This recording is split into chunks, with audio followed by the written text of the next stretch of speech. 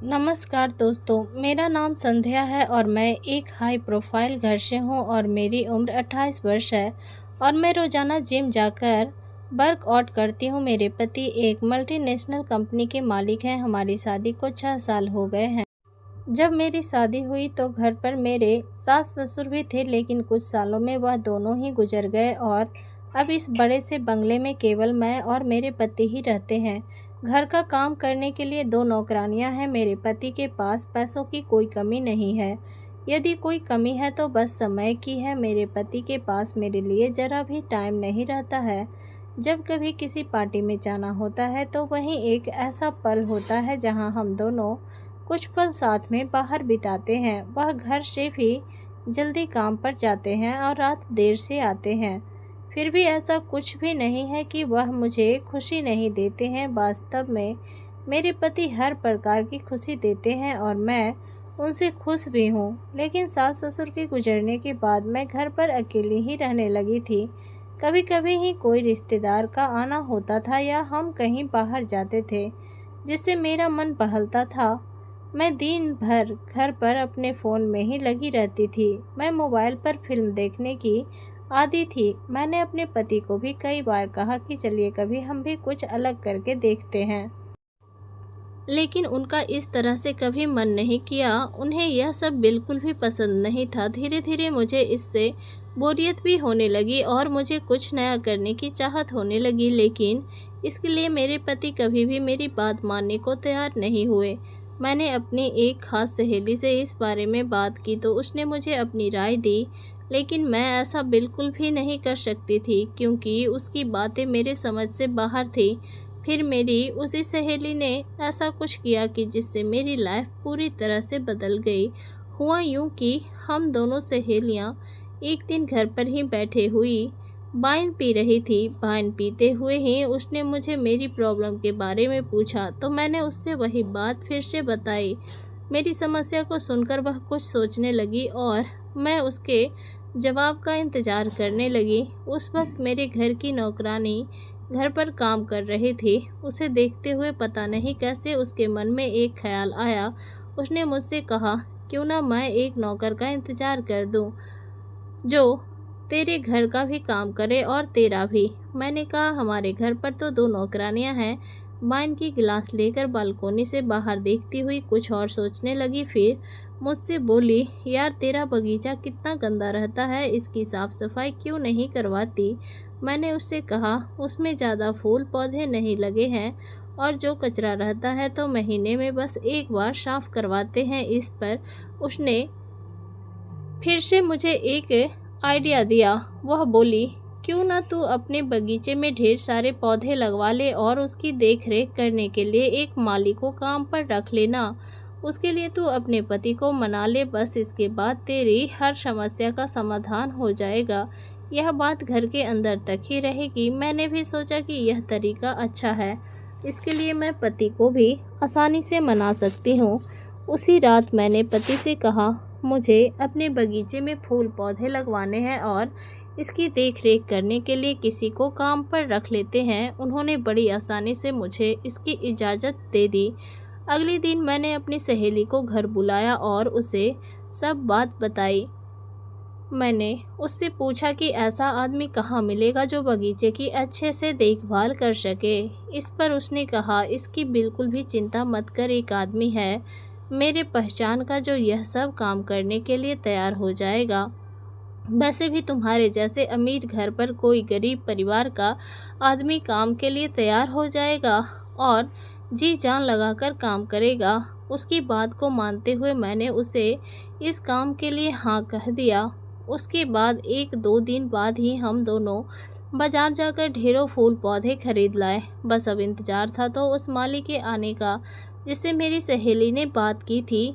2 दिन तक तो वह नहीं आया। मेरी सहेली ने बोला कि अगले दिन वो उसे लेकर आ रही है। दोपहर में 2 बजे मेरे घर की डोरबेल बजी। मैं उस वक्त सोफे पर बैठी टीवी देख रही थी। मेरी नौकरानी ने जाकर दरवाज़ा खोला और मेरी सहेली अंदर आई।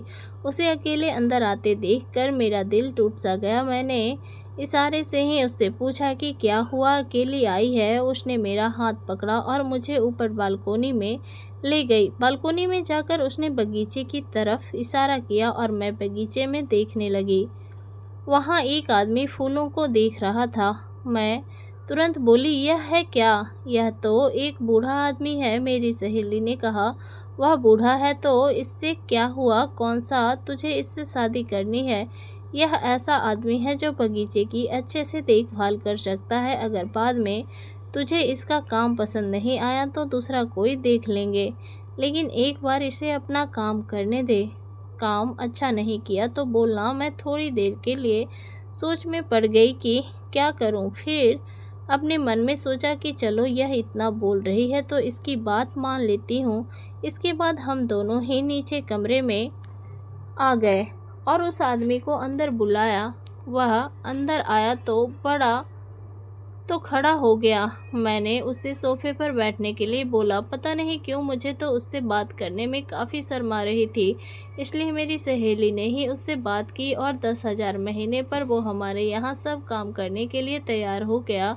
हम लोगों में बात हो गई। उसने कल से ही काम पर आने के लिए बोला और चला गया। उसके जाने के बाद मेरी सहेली ने मुझे और ज़्यादा समझाया। मैंने उससे पूछा, क्या तू इसको जानती है और क्या इससे बगीचे के बारे में सब बात कर ली है? उसने कहा कि मैंने सब बात कर ली है, तभी उसे लेकर आई हूँ। इसको मैं 2 साल से जानती हूँ। यह पहले मेरी एक सहेली के घर पर काम कर चुका है।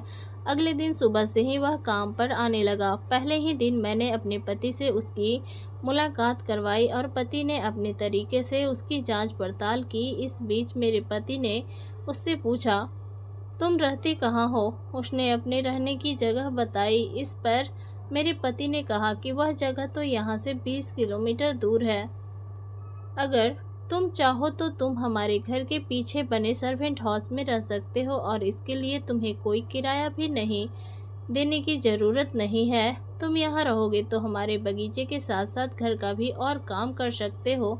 हमारे घर में सेफ्टी भी रहेगी। इस बात पर उसने तुरंत ही हाँ कह दी। 3 दिन में ही वह हमारे घर में आकर रहने लगा। धीरे धीरे समय आगे बढ़ता रहा और उसे हमारे घर पर काम करते हुए 1 महीना हो गया। इस बीच ना मेरी उससे कोई कुछ कहने की हिम्मत हो रही थी और ना उसने ही मुझे कुछ कहा। फिर एक दिन मेरी सहेली घर आई और उसने मुझसे पूछा, क्या हुआ? जब मैंने उसे सब कुछ बताया तो वह भी मेरे ऊपर हंसने लगी। मैं कहती भी क्या, ऐसा कुछ मैंने पहले कभी नहीं किया था, इसलिए मेरे अंदर काफ़ी ज़्यादा डर था। फिर मेरी सहेली मुझसे बोली, एक काम कर, जिस दिन तेरे पति बाहर जाए उस दिन घर पर पार्टी करते हैं। उस दिन मैं तेरे अंदर का डर बाहर निकाल दूंगी। मैं भी इसके लिए तैयार हो गई। उसके ठीक 1 हफ्ते बाद मेरे पति का कंपनी के काम से विदेश जाने का प्लान बना। उन्होंने मुझे भी साथ चलने के लिए कहा, लेकिन मैंने जाने से मना कर दिया। यह बात मैंने अपनी सहेली को बताई और उसने मुझे सब कुछ समझा दिया। जिस दिन मेरे पति विदेश गए उस दिन शाम को मैंने पार्टी करने का प्लान बना लिया।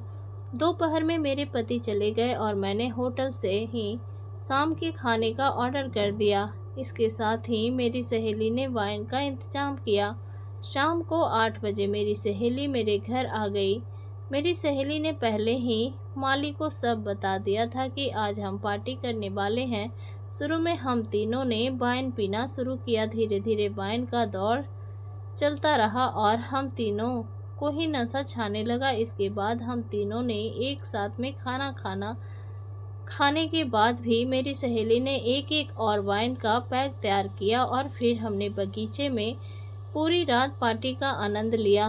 तो धन्यवाद दोस्तों, उम्मीद है आप लोगों को हमारी यह प्यारी सी कहानी, काल्पनिक कहानी पसंद आई होगी। वीडियो पसंद आई हो तो लाइक करें और चैनल को सब्सक्राइब करना ना भूलें। धन्यवाद।